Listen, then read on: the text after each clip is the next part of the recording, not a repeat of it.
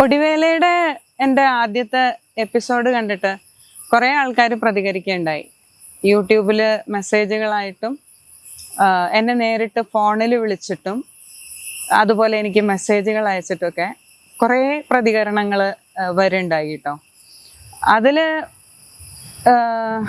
എൻ്റെയൊക്കെ പ്രായത്തിലുള്ള ആൾക്കാരുടെ പ്രതികരണങ്ങൾ എന്ന് പറയുന്നത് തുലവും കുറവായിരുന്നു എന്നുള്ളതാണ് അത്ഭുതം തോന്നുന്ന ഒരു കാര്യം. മറിച്ച് എന്നേക്കാൾ വളരെ പ്രായത്തിൽ കുറഞ്ഞ ആൾക്കാർ അവരുടെ അച്ഛനപ്പൂപ്പന്മാരുടെ കാലത്ത് പറഞ്ഞു കേട്ടിട്ടുള്ള കഥകളാണ്.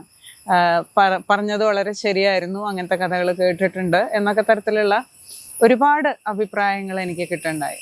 ഇതിൽ വളരെ രസകരമായിട്ട് എനിക്കൊരു കഥ കിട്ടിയത് അതെൻ്റെ സ്വന്തം ഏട്ടനിൽ നിന്നാണ്.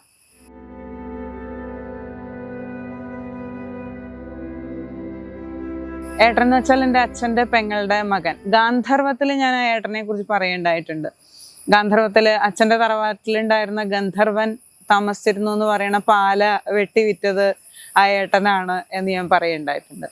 അപ്പൊ ഏട്ടൻ എന്നെ ഇങ്ങനെ വിളിച്ചിട്ട് പറഞ്ഞു, നിന്നേക്കാൾ കൂടുതൽ അറിവുകളും അനുഭവങ്ങളും എനിക്ക് ഒടിയന്റെ കാര്യത്തിൽ ഉണ്ട് എന്ന് പറഞ്ഞു. അപ്പൊ കഥ കേൾക്കാൻ നമുക്ക് പണ്ടേ താല്പര്യമാണല്ലോ. അപ്പൊ എന്താന്ന് വെച്ചപ്പോ പറഞ്ഞു, എൻ്റെയൊക്കെ കുട്ടിക്കാലത്തെ, അതായത് ഏട്ടനിപ്പോ എനിക്ക് തോന്നുന്നു 60-ൽ പരം വയസ്സുണ്ട്. അപ്പൊ ഏട്ടൻ്റെയൊക്കെ ഒരു കുട്ടിക്കാലം എന്ന് പറയണത് കുട്ടികൾ വീട്ടിൽ വന്നാലായി വന്നില്ലെങ്കിലായി, രാത്രിയിൽ മറ്റേ കോഴികൾ കൂട്ടിൽ മുളഞ്ഞോ എന്ന് അന്വേഷിക്കണ അത്ര പോലും പ്രാധാന്യം മക്കള് വീട്ടിലുണ്ടോ എന്ന് അന്വേഷിക്കുന്നതിൽ കാരണവന്മാർ കാണിക്കാറില്ലാത്തൊരു കാലമായിരുന്നു അത്. അപ്പൊ എന്താന്ന് വെച്ച് കഴിഞ്ഞാല് ഏട്ടനും ഏട്ടൻ്റെ ഒരു വല്യമ്മയുടെ മോനും കൂടി രാത്രി കണ്ടത്തില് തിരിക്കാൻ പോവാ പറയും. തിരിക്കാൻ പോവാന്ന് വെച്ച് കഴിഞ്ഞാല് ഈ വെത കഴിഞ്ഞിട്ടേ കണ്ടത്തിൽ വെള്ളം കെട്ടി നിർത്തും. അപ്പൊ നിറച്ച് പാടങ്ങളായിരിക്കുമല്ലോ. ഒരു പാടത്തിൽ നിന്ന് വേറൊരു പാടത്തിലേക്ക് വെള്ളം മുറിച്ച് ഒഴിച്ചു വിടും ആൾക്കാർ. അപ്പൊ എന്തായെന്ന് വെച്ച് കഴിഞ്ഞാൽ ആ മോളിലത്തെ പാടത്തിലെ വെള്ളം വറ്റിയിട്ട് പിന്നെ വിത്ത് മുളയ്ക്കാനുള്ള അവസ്ഥ ഇല്ലാണ്ടാവും. അപ്പൊ അതങ്ങനെ ചെയ്യുന്നുണ്ടോ എന്ന് നോക്കാനായിട്ട്, ആരെങ്കിലും കട്ടുമുറിക്കുന്നുണ്ടോ എന്ന് നോക്കാനായിട്ട് ഇവര് 2 കുട്ടികൾ, അന്ന് 10-16 വയസ്സൊക്കെ ഉള്ളൂ എന്നാണ് പറയണത്, അവര് പോയി. രാത്രി പോയി കുറേ നേരം, ഒരു 10, 10:30, 11 മണി ഒക്കെ ആവുന്നവരെ സമയം നോക്കാനുള്ള ഇതുകളൊന്നും കയ്യിലില്ല, സാധനങ്ങളൊന്നും കയ്യിലില്ല കേട്ടോ. അവിടെ ഇരുന്നു. അപ്പൊ അവര് പറയണത് പാതിരാക്കോഴി കൂവിന്നാണ്, അതായത് 12 മണി ആവാറായി. അത് കഴിഞ്ഞിട്ട് ഇന്നഞ്ഞ് നമുക്ക് പോവാ, ഇനിയിപ്പോ ആരും വരില്ല എന്നും പറഞ്ഞിട്ട് 2 ആൺകുട്ടികളും കൂടി, സമപ്രായക്കാരാണ് ഏകദേശം, 2 ആൺകുട്ടികളും കൂടി തിരിച്ച് വീട്ടിലേക്ക് പോരുകയാണ്. അങ്ങനെ വീട്ടിലേക്ക് പോരുമ്പോ ഉണ്ട് ഒരു വാര്യത്തെ കണ്ടത്തില്, അങ്ങനെ വാര്യത്തെ കണ്ടം, നായന്മാരോടത്തെ കണ്ടം, ഇല്ലത്തെ കണ്ടം, അങ്ങനെയൊക്കെയാണ് പറയാ. വാര്യത്തെ കണ്ടത്തില് ഈ നട്ടപ്പാതിരയ്ക്ക് ഒരാള് 2 പോത്തുകളെ വെച്ച് പൂട്ടിക്കൊണ്ടിരിക്കുകയാണ്. അതൊരു അത്ഭുത കാഴ്ചയാണല്ലോ.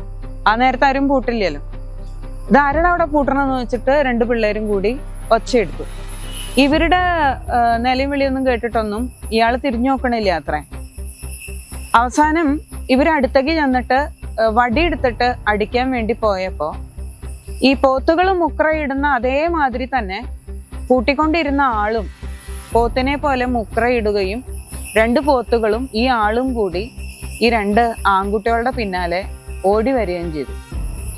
അപ്പൊ കൂടെ ഉണ്ടായിരുന്ന ഏട്ടന്റെ കൂട്ടുകാരൻ എന്ന് വെച്ചാൽ വല്യമ്മയുടെ മോൻ, ആ ഏട്ടൻ പറഞ്ഞു അത്രേ, ഓടിക്കോടാ ഓടിയനാന്ന് പറഞ്ഞു. അപ്പൊ ഇതിങ്ങനെ പറഞ്ഞു കേട്ടിട്ടുള്ള അറിവേ ഇവർക്കുള്ളൂ. അങ്ങനെ ഇവർ 2 ആളും കൂടി ഓടടാ ഓട്ടോടി പിന്നാലെ ഈ 2 പോത്തുകളും ഈ ഒരു മനുഷ്യനും പിന്നാലെ ഓടി. അവര് ആദ്യം കണ്ട ഒരു വീടൊക്കെ കാണണം എന്ന് വെച്ച് കഴിഞ്ഞാൽ പാടത്തിന്റെ ഭാഗത്തു നിന്നൊക്കെ കുറെ ദൂരം പോയിട്ടാണ് ഒരു വീട് കാണാൻ. ആദ്യം കണ്ട വീടിന്റെ ഉള്ളിൽ കയറി മുട്ടി വിളിച്ചിട്ട് വാതിൽ തുറന്ന് ഉള്ളിൽ കയറി വാതിൽ കുറ്റിയിട്ടു. ഈ പറഞ്ഞ 3 കക്ഷികള്, ഈ മനുഷ്യനും 2 പോത്തുകളും ആ വീടിന്റെ ചുറ്റും നേരം വെളിച്ചാവുന്നത് വരെ വലം വെച്ച് മുക്രയിട്ടുകൊണ്ട് വലം വെച്ച് നടക്കുകയും വാതിലിന് കുത്തുകയും ചെയ്തു എന്നാണ് പറയണത്. ആ സംഭവം അങ്ങനെ കഴിഞ്ഞു.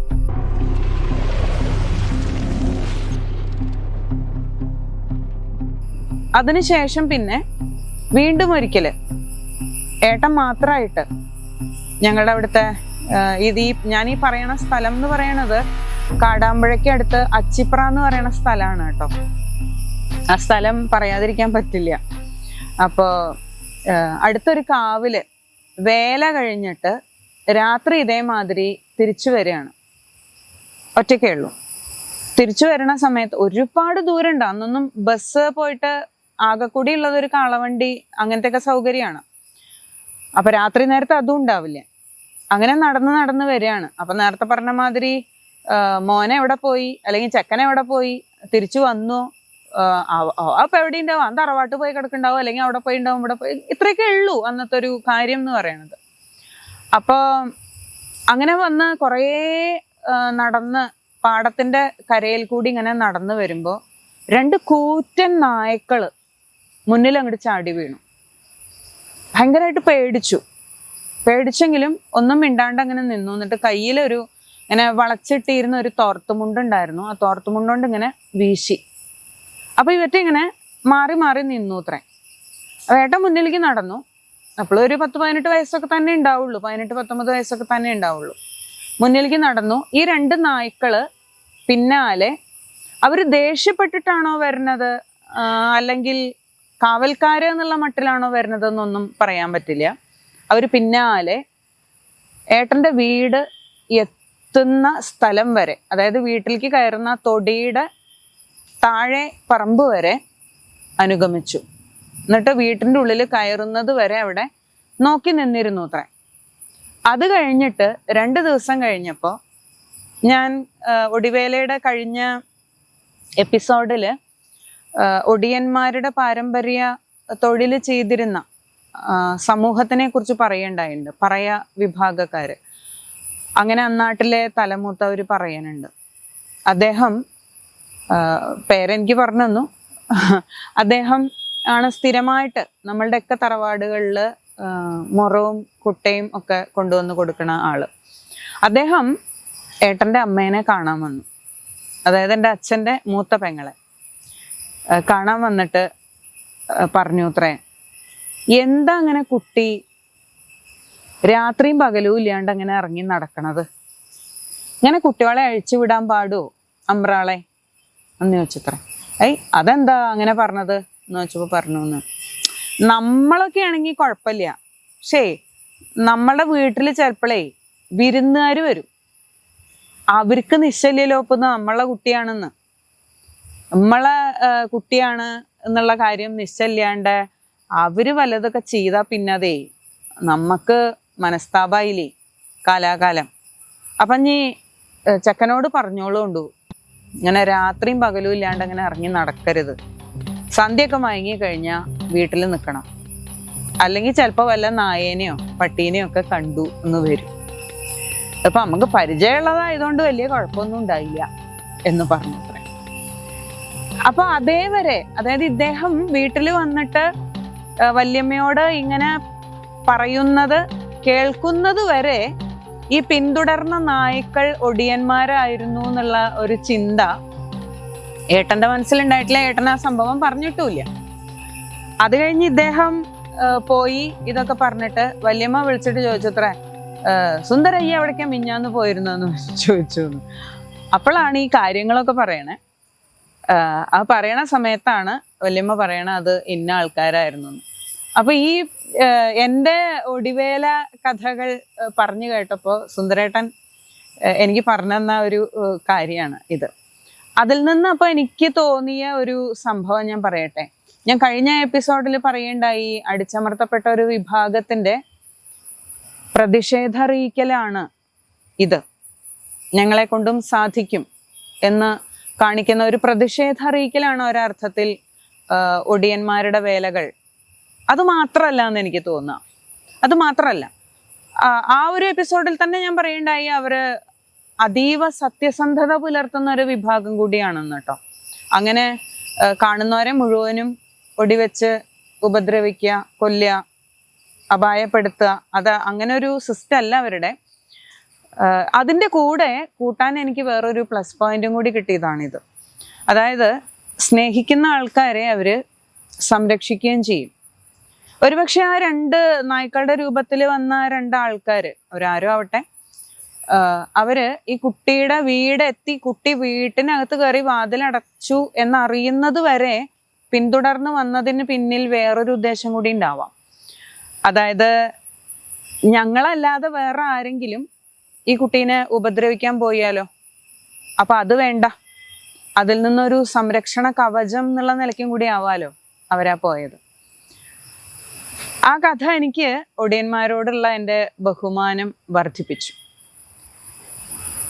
ഒടിയന്മാരെ സംബന്ധിച്ച് എനിക്ക് നേരിട്ടുള്ള അനുഭവം എന്ന് പറയണത് ഈ പറഞ്ഞ മാതിരി സ്നേഹമോ ഒന്നുള്ളതല്ല കേട്ടോ. കഴിഞ്ഞ എപ്പിസോഡ് ഞാൻ പറഞ്ഞു നിർത്തിയത് ഒടിയനെ ഞാൻ നേരിൽ കണ്ടിട്ടുണ്ട് എന്ന് പറഞ്ഞിട്ടാണ്. അതും കൂടെ പറഞ്ഞിട്ട് ഞാൻ എൻ്റെ ഒടിയൻ കഥകൾ അവസാനിപ്പിക്കാം. കൃത്യമായിട്ട് പറയുകയാണെങ്കിൽ അന്ന് എനിക്ക് 11 വയസ്സാണ്. ഞാൻ 6ാം ക്ലാസ്സിൽ പഠിക്കുന്നു.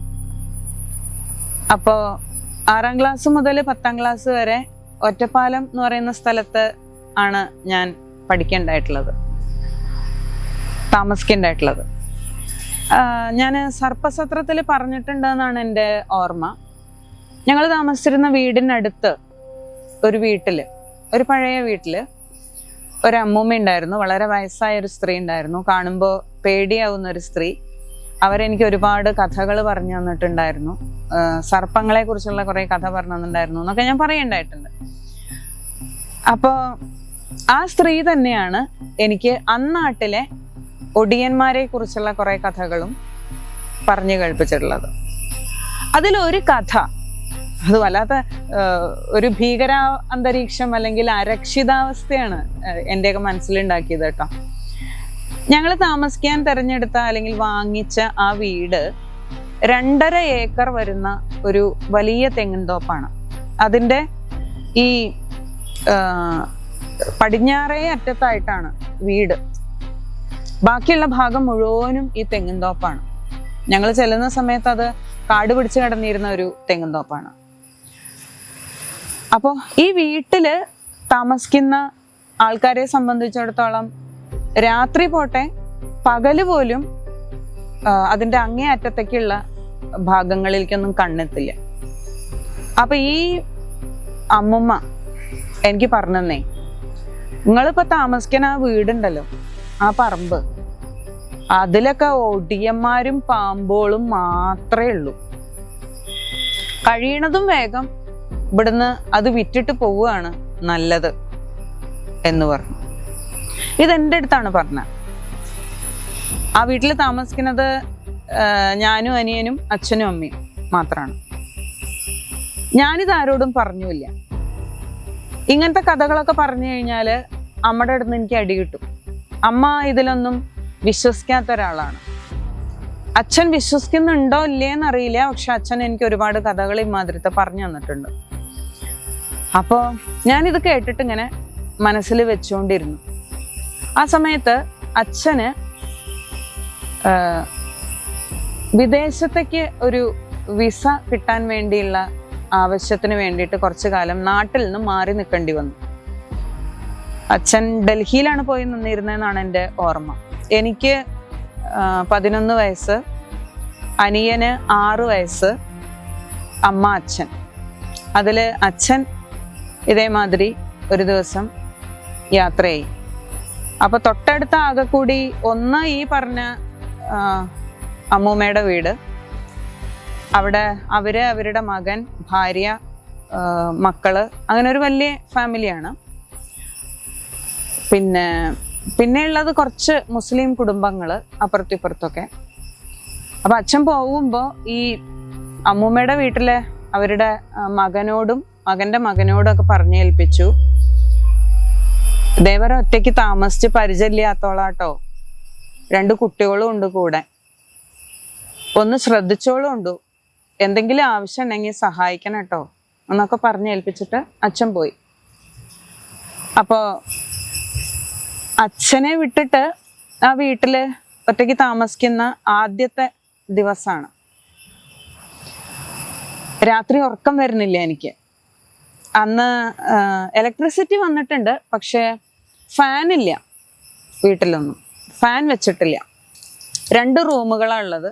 അതിൽ ഒരു റൂമിൽ അച്ഛനും അമ്മയും, ഒരു റൂമിൽ ഞങ്ങൾ 2 പേരും ആണ് കിടന്നിരുന്നത്. അച്ഛൻ പോയപ്പോൾ അമ്മയും ഞങ്ങൾ 2 മക്കളും കൂടി ഒന്നിച്ചൊരു കട്ടിലാണ് കിടക്കണത്. അമ്മ നടുക്കും, ഞാനും അനിയനും അപ്പുറത്തും ഇപ്പുറത്തുമായിട്ടാണ് കിടക്കണത്. ആ വീടിന്റെ പണിയാണെങ്കിൽ മുഴുവനെ കഴിഞ്ഞിട്ടില്ല. അത്യാവശ്യത്തിന് 2 വാതില് ഉമ്മർത്തായിട്ടും പടിഞ്ഞാപ്പുറത്തേക്ക് ഇറങ്ങാനായിട്ടും വെച്ചിട്ടുണ്ടെന്ന് മാത്രമേ ഉള്ളൂ. അത് ശരിക്കൊന്ന് ചാരി നിന്ന് കഴിഞ്ഞാൽ ആ വാതില് പൊളിയും. അതാണ് അതിൻ്റെ അവസ്ഥ. അങ്ങനെ തിരിഞ്ഞും മറിഞ്ഞും രാത്രി ഇങ്ങനെ കിടക്കുകയാണ്. കിടക്കുമ്പോൾ ഒരു ഒരു മൂളല്, ഹുങ്കാര ശബ്ദം എന്നൊക്കെ നമ്മൾ പറയില്ലേ, അതേമാതിരി ഒരു ഹുങ്കാര ശബ്ദം. അത് വീടിനെ ഇങ്ങനെ വലം വെച്ചു. 2 തവണ വീടിനെ പ്രദക്ഷിണം വെച്ചു ഈ ഹുങ്കാര ശബ്ദം. എൻ്റെ മനസ്സിൽ ഉടനെ കത്തുന്നത് ഒടിയനാണ്. മാത്രമല്ല, ഈ പറമ്പും ഈ വീടും ഒക്കെ ഒടിയന്മാരുടെയും പാമ്പുകളുടെയും മാത്രം സങ്കേതമായിട്ട് കിടന്നിരുന്നതാണ്. എത്രയും പെട്ടെന്ന് പൊക്കോളൂ എന്നൊക്കെ മുന്നറിയിപ്പ് ഈ വൃദ്ധ തന്നിട്ടുമുണ്ട്. ഉടനെ ഞാൻ പറഞ്ഞു, അമ്മ ഒടിയൻ എന്ന് പറഞ്ഞു. അമ്മ എൻ്റെ വായ ഇങ്ങനെ പൊത്തി. അനിയൻ ഉറങ്ങാണ്, അവനൊന്നും അറിഞ്ഞിട്ടില്ല. എൻ്റെ വായ പൊത്തിയിട്ട് ചെവിയിൽ പറഞ്ഞു, മിണ്ടരുതെന്ന് പറഞ്ഞു. 3ഓ 4ഓ തവണ ഈ ഹുങ്കാര ശബ്ദം വീടിനെ ഇങ്ങനെ ചുറ്റിക്കൊണ്ട് വളപ്പിലേക്ക് നീങ്ങിപ്പോയി. വളപ്പിലേക്ക് തുറക്കുന്ന ഒരു ജനലുണ്ട്. ഈ ശബ്ദം നീങ്ങിപ്പോയിട്ട് കുറേ നേരം കഴിഞ്ഞപ്പോൾ അമ്മ ഈ ജനല് തുറക്കാൻ വേണ്ടിയിട്ട് എഴുന്നേറ്റു. അപ്പൊ ഞാൻ പറഞ്ഞു, വേണ്ടമ്മേ ജനല് തുറക്കണ്ടമ്മേ, ഒടിയനാന്ന് പറഞ്ഞു. എന്നോട് മിണ്ടാതിരിക്കാനല്ലേ പറഞ്ഞെന്ന് വെച്ചിട്ട് അമ്മ ആ ജനല് തുറന്നിട്ട് അതിൽ കൂടെ നോക്കി ഇങ്ങനെ നിക്കണത് ഞാൻ കണ്ടു. കുറച്ചു നേരം നോക്കി നിന്നു. അമ്മ ജനലടച്ച് വീണ്ടും വന്ന് കിടന്നു. എപ്പോഴാ പിന്നെ ഉറങ്ങിയെന്ന് യാതൊരു പിടിയില്ല. പിറ്റേ ദിവസം കാലത്ത് ഞാൻ സ്കൂളുണ്ടായിരുന്നില്ല എന്ന് തോന്നുന്നു. പിറ്റേ ദിവസം കാലത്ത് ഞാൻ കുറച്ച് വൈകിയാണ് എണീറ്റത്. എണീക്കുമ്പോൾ കാണുന്നത് ഈ വളപ്പിന്റെ അങ്ങേ തലയ്ക്കലിന്ന് അമ്മ ഇങ്ങനെ തലയും താഴ്ത്തി വരികയാണ്. കയ്യിൽ 2 താളിന്റെ തണ്ടുണ്ട്. താളെന്ന് വെച്ച് കഴിഞ്ഞാൽ ഈ കായ്ഫലം ഉണ്ടായിട്ടില്ലാത്ത ചേമ്പില്ലേ, അതിനെയാണ് നമ്മൾ താളിന്റെ തണ്ട് എന്ന് പറയാം. താളിന്റെ തണ്ട് കയ്യിൽ പിടിച്ചിട്ടുണ്ട്. അപ്പൊ നമുക്ക് മനസ്സിലാക്കാം ഇന്നത്തെ കൂട്ടാൻ അത് വെച്ചിട്ടാണെന്ന്. താളും തണ്ടും 2 മണി പരിപ്പും ഇട്ടിട്ട് 2 പച്ചമുളകും കീറിയിട്ടാൽ ഒരു കൂട്ടാനായി. ആഡംബരത്തിന് കുറച്ച് വെളിച്ചെണ്ണ ഒഴിക്കും. അങ്ങനെയൊക്കെ ജീവിക്കുന്ന ആൾക്കാരാണെന്ന് ആലോചിക്കണം കേട്ടോ. അവിടെയാണ് ഒടിയന്മാരുടെ വികൃതി നടക്കണത്. അപ്പൊ അമ്മ ഇങ്ങനെ വരുന്നുണ്ടപ്പോ ഈ മുറ്റത്തേക്ക് തുറക്കണ വാതിലിന്റെ ഉമ്മറപ്പടിയുമ്പിൽ ചവിട്ടിലിരുന്നിട്ട് ഞാൻ പറഞ്ഞു, അമ്മ ഇന്നലെ ഒടിയൻ വന്നില്ലേ? ഏതൊടിയൻ? ഒടിയനൊന്നുമില്ല, അങ്ങനെയൊന്നുമില്ല. അല്ലമ്മേ, ഒരു ശബ്ദം കേട്ടില്ലേ? ഏയ്, ഈ സ്വപ്നം കണ്ടതാവോ? മിണ്ടരുത്, ആരോടും ഈ കാര്യം പറയരുത് എന്ന് പറഞ്ഞു. മിണ്ടരുതെന്ന് പറഞ്ഞാൽ പിന്നെ മിണ്ടരുതെന്ന് തന്നെയാണ് അതിൻ്റെ അർത്ഥം. അന്ന് തന്നെ അമ്മ എന്ത് ചെയ്തു എന്ന് വെച്ചാൽ, അവിടെ ഒരു കൊല്ലപ്പണിക്കാരുണ്ട്, അവരുടെ അടുത്ത് പോയിട്ട് ഈ പടിഞ്ഞാറോർത്തേക്ക് തുറക്കണ വാതിലിനെ ക്രോസ് ചെയ്തിട്ട് വെക്കാനുള്ള ഒരു വലിയ ഇരുമ്പിന്റെ ദണ്ട് ഉണ്ടാക്കി കൊണ്ടുവന്നു. അത് ആ വാതിലുമ്പിൽ ഉറപ്പിച്ചു. രാത്രിയായി. അപ്പോൾ ഒരു വെട്ടുകത്തിയാണ് ആ വീട്ടിലുള്ളത്, ഒരേ ഒരു ആയുധം. പിന്നെ ഒരു ആയുധം ഉള്ളത് നല്ല കനത്തിലുള്ള ഒരു ചൂരല. ആ ചൂരല് എൻ്റെ മേത്ത് പ്രയോഗിക്കാനുള്ള ആയുധമാണ് അമ്മയുടെ. ഇത് 2 എടുത്തിട്ട് അമ്മ തലയണയുടെ ചോട്ടിൽ വെച്ചു. അനിയൻ കിടന്നുറങ്ങി. രാത്രി ഇതേമാതിരി 10-10:30 ആയി കാണണം, ഹുങ്കാരം തുടങ്ങി. എന്ന ശബ്ദം മുഴക്കിക്കൊണ്ട് വീടിന് ചുറ്റും ഒടിയന്മാര് ഓടിത്തുടങ്ങി. ഞാൻ വീണ്ടും അമ്മ പറഞ്ഞപ്പോ അമ്മ വായ പൊത്തിപ്പിടിച്ചു. എന്നിട്ട് പറഞ്ഞു ഉറങ്ങരുത് എന്ന് പറഞ്ഞു. ഇവര് ശബ്ദം ഉണ്ടാക്കി തലേ ദിവസത്തെ മാതിരി തൊടിയിലേക്ക് നീങ്ങിപ്പോവുകയും ചെയ്തു. ഒരു 10 മിനിറ്റ് ഒക്കെ കഴിഞ്ഞിട്ടുണ്ടാവും. അമ്മ വെട്ടുകത്തി കയ്യിലെടുത്തു. മടാള് എന്നാണ് ഞങ്ങളുടെ നാട്ടിലൊക്കെ വെട്ടുകത്തിക്ക് പറയാം. വെട്ടുകത്തി അമ്മ കയ്യിലെടുത്തു. ചൂരൽ എൻ്റെ കയ്യിൽ തന്നു. 11 വയസ്സുള്ള കുട്ടിയുടെ കയ്യിൽ ചൂരൽ തന്നു. പതുക്കെ ഇരുമ്പിന്റെ ആ അഴിയെടുത്ത് താഴത്തേക്ക് വെച്ച് വാതില് തുറന്ന് വീണ്ടും ആ വാതില് ചാരി എന്നോട് പുറത്തിറങ്ങാൻ പറഞ്ഞ്, എന്ത് സംഭവിച്ചാലും ചൂരല് കയ്യിൽ നിന്ന് താഴത്തേക്ക് വീഴാൻ പാടില്ല, കണ്ണിൽ നിന്നൊരു തുള്ളി കണ്ണീര് വരാൻ പാടില്ല, കരച്ചിലിന്റെ ശബ്ദം കേൾക്കാൻ പാടില്ല.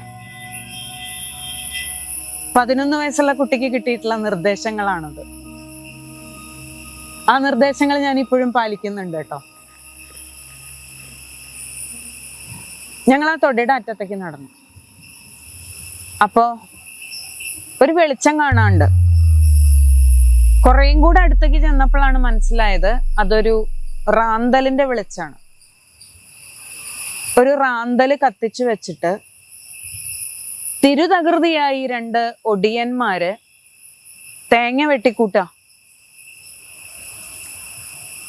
അപ്പോഴും ഇപ്പോഴും ഞാൻ വിചാരിക്കാറുണ്ട്, അവർക്ക് 2 പേർക്കും ഒരു തോർത്തുമുണ്ടോണ്ടെങ്കിലും മുഖം ഒന്ന് മറച്ചിട്ട് വരാറുന്നില്ലേ എന്ന് ഞാൻ വിചാരിക്കാറുണ്ട്.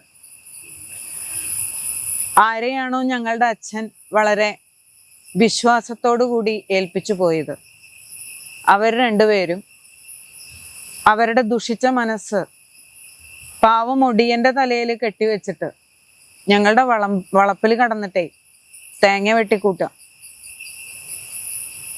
എൻ്റെ കയ്യിൽ നിന്നപ്പോ ചൂരല് താഴെ വീഴേണ്ടതായിരുന്നു ഇവരെ കണ്ടപ്പോ. പക്ഷെ പറഞ്ഞിട്ടുള്ളതിലത്തെ ഒരു നിർദ്ദേശം അതാണ്, എന്തു വന്നാലും ചൂരല് കയ്യിൽ നിന്ന് താഴെ വീഴരുത്. എൻ്റെ 2 കുഞ്ഞു കൈ കൊണ്ട് ഞാനിങ്ങനെ ആ ചൂരലിങ്ങനെ അമർത്തി പിടിച്ചു. അപ്പോ എന്നിട്ട് അമ്മയുടെ സാരിയുടെ തുമ്പിന്റെ പിറകിൽ ഇങ്ങനെ ഒളിച്ചു നിൽക്കുക. അങ്ങനെ ഒളിച്ചു നിൽക്കണ എന്നെ അമ്മ അങ്ങനെ കൈ പിടിച്ചിട്ട് ഇങ്ങോട്ട് മുമ്പിലേക്ക് നിർത്തി. എന്നിട്ട് ചോദിച്ചു, കഴിഞ്ഞോ എന്ന് ചോദിച്ചു. അപ്പൊ ഇവര് തിരിഞ്ഞു നോക്കിയപ്പോ പാതിരാപ്പുറത്ത് ഞങ്ങൾ 2 പേരിങ്ങനെ നിൽക്കാം. ഇവർക്കൊന്നും പറയാനില്ല.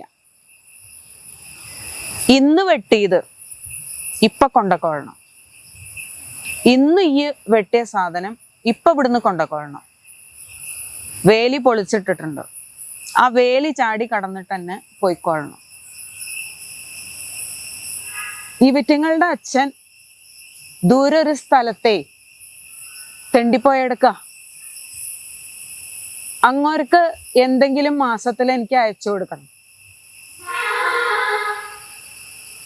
ഈ 2 എണ്ണത്തിനെ പോറ്റണം. ഇതിനൊക്കെ ആകെ കൂടി ഇക്കുള്ളത് ഈ തെങ്ങോള. ഇന്ന് ഇപ്പൊ ഈ എൻ്റെ മോനും കൂടി വെട്ടിക്കൂട്ടിയത് എടുക്ക, ചാക്കിലാക്ക, ഈ വഴിക്ക് പോവുക. നാളെ ഞാനും എൻ്റെ മക്കളും കൂടി ആ പൊളിഞ്ഞ വേലി കെട്ടും. പിന്നെ ഈ വഴിക്ക് വരരുത്. ഞാൻ കയ്യിൽ വെച്ചിട്ടുള്ള ഈ സാധനം എന്നെ കൊണ്ട് ഉപയോഗിപ്പിക്കരുത്, പൊയ്ക്കോ എന്ന് പറഞ്ഞു. ഒരു നാണവും ഇല്ലാണ്ട് അച്ഛനും മോനും അത് മുഴുവനെ ചാക്കില് കുത്തി നിറച്ചിട്ട് ആ വേലി കടന്ന് പുറത്തേക്ക് ചാടിപ്പോയി. തിരിഞ്ഞു നടക്കുമ്പോ അമ്മ എന്നോട് പറഞ്ഞു, ഈ ഇതുവരെ കേട്ടിട്ടുള്ള കഥയൊക്കെ നോണയാ. ഒടിയനും ഇല്ല, പ്രേതവും ഇല്ല, ഭൂതവും ഇല്ല, ഒന്നുമില്ല. ഇനി അഥവാ ഉണ്ടെങ്കിൽ തന്നെ അവരെക്കാളൊക്കെ അപകടം പിടിച്ച ജാതി മനുഷ്യനാ. അത് മനസ്സിലാക്കിക്കോളൂ. കയ്യിലിങ്ങനെ വടി എല്ലാ കാലത്തും പിടിച്ചുകൊണ്ട് നടക്കാൻ പറ്റില്ല. മനസ്സിൽ പക്ഷെ ഒരു വടി എപ്പോഴും സൂക്ഷിക്കണം. അന്ന് മുതൽ ഞാൻ ശരിക്കും പറഞ്ഞ ഒടിയന്മാരെ സ്നേഹിച്ചു തുടങ്ങി. അവര് ദയവുള്ളവരാ, സ്നേഹമുള്ളവരാ. പക്ഷേ അന്നു മുതൽ മനുഷ്യന്മാരെ ഞാൻ ഭയന്നു തുടങ്ങി. മനുഷ്യന്മാർക്ക് എന്തും ചെയ്യാൻ പറ്റും. ഇത്തരത്തിൽ നേരിട്ട് കണ്ടറിവും കേട്ടറിവും ഇല്ലാത്ത പല സാധനങ്ങളുടെയും പുറത്ത് കുറ്റം ചാരിക്കൊണ്ട് മനുഷ്യന് പലതും ചെയ്യാൻ പറ്റും. പറയവർഗത്തിനെ കുറിച്ച് എനിക്ക് വളരെ രസകരമായിട്ടുള്ള ഒരു ഐതിഹ്യം കൂടി കിട്ടുണ്ടായി. അത് കുറച്ച് ദിവസം മുൻപ് ഞാൻ അഗുംബെ എന്ന് പറഞ്ഞ സ്ഥലത്തേക്കൊരു യാത്ര പോവുകയുണ്ടായി. ആ സമയത്ത് എൻ്റെ സഹയാത്രികനായിരുന്ന എറണാകുളം ഹൈക്കോടതിയിൽ ജോലി ചെയ്യുന്ന രാമചന്ദ്രൻ എന്ന പേരുള്ള ഒരു സാറ്, അദ്ദേഹം ചാനലിൽ എൻ്റെ ഒടിവേല എന്ന് പറയുന്ന സീരീസ് അത് കണ്ടിട്ട് എന്നോട് പറയുകയാണ്, ഈ സമൂഹത്തിൻ്റെ കാര്യത്തിലൊരു വലിയ കഥയുണ്ട്. അത് കഥയാണോ ചരിത്രമാണോ എന്നൊന്നും നമുക്കറിയില്ല. അതായത് മഹാഭാരത യുദ്ധം കഴിഞ്ഞു. മഹാഭാരത യുദ്ധം കഴിഞ്ഞതിന് ശേഷം അശ്വത്ഥാമാവിൻ്റെ നെറ്റിയിലെ, ദ്രോണരുടെ മകനാണല്ലോ അശ്വത്ഥാമാവ്, അശ്വത്ഥാമാവിൻ്റെ നെറ്റിയിൽ ജന്മനാ ഉണ്ടായിരുന്ന ഒരു രത്നം പിഴുതെടുത്തിട്ട് നീ എല്ലാ കാലവും ജീവിക്കാൻ ഇടയാവട്ടെ, ചിരഞ്ജീവി ആവട്ടെ എന്നുള്ളത് ഒരേ സമയം ശാപവുമാണ് അനുഗ്രഹവുമാണ്. അതാത് ആൾക്കാരെ സംബന്ധിച്ചിരിക്കും എങ്ങനെയാണ് ഭവിക്കുക എന്നുള്ളത്. അശ്വത്ഥാമാവിനെ സംബന്ധിച്ചിടത്തോളം അത് ശാപമായിട്ടാണ് ഭവിച്ചത്. കാരണം ഈ രത്നം പിഴുതെടുത്ത ആ സ്ഥലത്ത് നിന്ന് ചോരയും ചലവും പഴുപ്പും ഒഴുകി ഒഴുകി അയാൾ ഇപ്പോഴും അലഞ്ഞു തിരിഞ്ഞ് നടക്കുന്നുണ്ട് എന്നാണ് നമ്മുടെ സങ്കല്പം. അങ്ങനെ ശാപം കിട്ടി. മഹാവാനപ്രസ്ഥം കഴിഞ്ഞു, പാണ്ഡവർ ഇല്ലാതെയായി. പക്ഷേ അശ്വത്ഥാമാവിൻ്റെ മനസ്സിലെ പക, വിദ്വേഷം അത് തീർന്നില്ല. അശ്വത്ഥാമാവ് കുരുക്ഷേത്ര ഭൂമിയിൽ ദുര്യോധനൻ, ദുശാസനൻ, കർണൻ, ശകുനി എന്നിവരെല്ലാം മരിച്ചു വീണ് കിടന്ന ഭൂമിയിൽ പോയിട്ട് അവരുടെ ആത്മാക്കളെ ആവാഹിച്ചു കൊണ്ടുവന്ന് ദൈവതുല്യമായ ഒരു സ്ഥലത്ത് ഇരുത്തി പൂജിക്കണം എന്ന് നിശ്ചയിച്ചവർ. പക്ഷേ ദുരാത്മാക്കളായിട്ട് അറിയപ്പെട്ടിരുന്ന അവരെ ആവാഹിച്ചു കൊണ്ടുവരാൻ ഒരു ബ്രാഹ്മണനും തയ്യാറായില്ല. ബ്രാഹ്മണ സമൂഹം ഒന്നടങ്കം എതിർത്തു, പറ്റില്ല എന്ന് പറഞ്ഞു. അപ്പോൾ പിന്നീട് അശ്വത്ഥാമാവ് സമീപിച്ചത് പറയരെയാണത്രേ. അങ്ങനെ പറയര് ഈ പറഞ്ഞ ദുര്യോധന, ദുശാസന, ശകുനി, കർണൻ തുടങ്ങിയവരുടെ ആത്മാക്കളെ ആവാഹിച്ചു കൊണ്ടുവന്നിട്ട് കേരളത്തിൽ കൊല്ലം ജില്ലയിൽ പ്രതിഷ്ഠിച്ചിട്ടുണ്ട്. അവരുടെ മഹാക്ഷേത്രങ്ങളുണ്ട്. ആ ക്ഷേത്രങ്ങളിൽ ഗംഭീരമായിട്ടുള്ള പൂജകൾ നടക്കുന്നുണ്ട്. ശത്രു ദോഷം നിവാരണം ചെയ്യുവാൻ വേണ്ടിയിട്ടും ദുർമന്ത്രവാദം നടത്തുന്നുണ്ടോ എന്നുള്ളത് അറിഞ്ഞൂടാ, എൻ്റെ അറിവിലില്ല. ശത്രുദോഷ നിവാരണത്തിനായിട്ടും അതുപോലെ ശത്രു നിഗ്രഹത്തിനായിട്ടുമൊക്കെയുള്ള പൂജകളും വഴിപാടുകളും അവിടെ നടത്തുന്നുണ്ട് എന്ന് പറഞ്ഞിട്ട് അദ്ദേഹം എനിക്കൊരു ഐതിഹ്യം പറഞ്ഞു തരേണ്ടായി, രാമചന്ദ്രൻ സാറ്. അതും കൂടെ ഞാൻ ഈ വംശത്തിൻ്റെ കഥയിൽ ചേർത്ത് വയ്ക്കുകയാണ്. വംശജർക്ക്, ഇപ്പോഴും ജീവിച്ചിരിക്കുന്നവരിൽ ആ വംശജർക്ക് ഈ വക കഥകളെല്ലാം കേട്ടറിവുണ്ടാവും. ഈ ക്ഷേത്രത്തിനെ കുറിച്ചുള്ള ഐതിഹ്യവും കേട്ടറിവുണ്ടാവും. എല്ലാ ഒടിവേലകളും മനുഷ്യൻ ആയിട്ട് ജനിച്ച് ജീവിച്ച് മരിക്കുന്നതിനിടയ്ക്ക് മനുഷ്യർ ചെയ്യുന്ന എല്ലാ ഒടിവേലകളും എൻ്റെ പ്രിയപ്പെട്ട കാണികൾക്കായിട്ട്, കേൾവിക്കാർക്കായിട്ട് സമർപ്പിച്ചുകൊണ്ട് ഒടിവേല ഇവിടെ സമാപിക്കുകയാണ്. യക്ഷീന്ന് കേട്ടുണ്ടാവൂലോ അല്ലേ?